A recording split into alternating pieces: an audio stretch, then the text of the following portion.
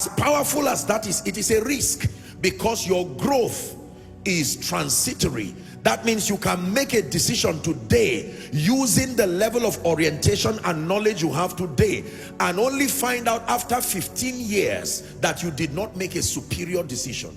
It means then you have to outsource a dimension of intelligence that is higher than your level of exposure or your orientation. Are we together now? It's amazing how that as you grow in leadership, as you grow in age, as you grow in life, as you grow, you know, in several kinds of responsibilities, your priorities change. Is that true? Your orientation changes, and so on and so forth.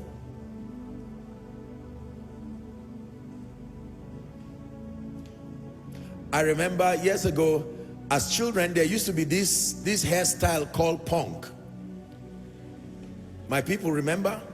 And if the barber makes a mistake and ruins your 1 week by getting the measurement wrong and the styling wrong, your 1 week can be ruined and frustrated because someone was not sensitive to the times.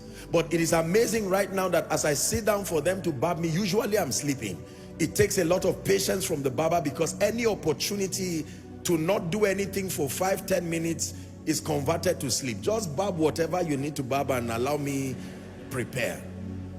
I'm just saying that our priorities change as we rise, as we grow in leadership.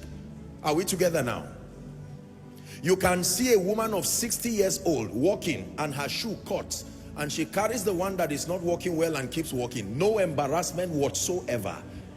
No explanation whatsoever. She will walk home with joy and confidence and say, listen, look at what happened. I started trekking from here to this place. But let that happen to a young lady of 21, 22, 23, and that is an attack. She may even go for deliverance and say, no, it has to be the devil for this level of embarrassment.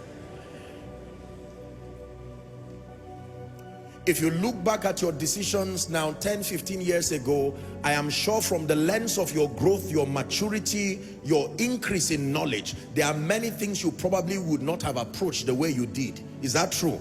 That means that depending on the scope of your understanding now, to make all of your decisions is a risk, because growth is progressive. It means in the next 5 to 10 years, the world is going to change, and you do not know how far it will change.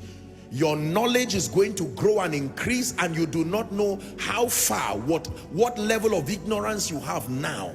You only test how bad your ignorance is in the presence of superior knowledge. Are we learning already?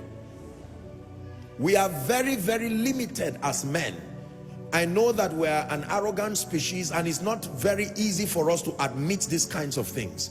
But I am telling you, based on the integrity of scripture, all men are limited. Jeremiah chapter 1, give us 11 and 12, please. Jeremiah chapter 1, 11 and 12. Moreover, the word of the Lord came unto me, saying, Jeremiah, what seest thou?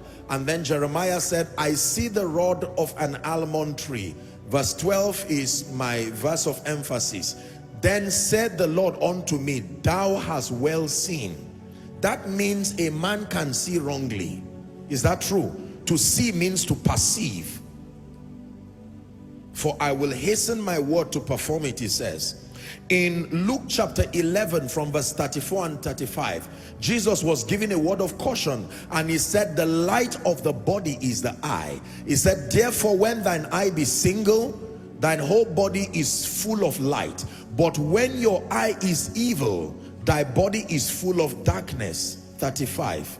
It says, take heed therefore that the light which is in thee be not darkness. That means you can carry darkness for decades believing it is light until you see the true light.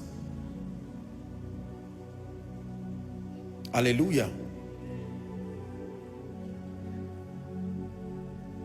There is a desperate need for the leadings of God. Especially, you see, ladies and gentlemen, when you get to a point in your life where you now become a leader over others, when many people trust your intuition and they trust your leadership. Perhaps you are a CEO of a company here, you are a man of God leading a ministry, you are a father, a mother, you are a leader of any kind of sort. It is a risk to take steps in today's world with assumptions, because you see, you will not only destroy yourself, you will destroy maybe tens, hundreds, thousands of others who follow you with unbending loyalty. It is a risk to lead people using just instincts alone. All of these emotional expressions are useful, but the reality of the times will require us to master the guidance and the leadings of the Spirit. Hallelujah.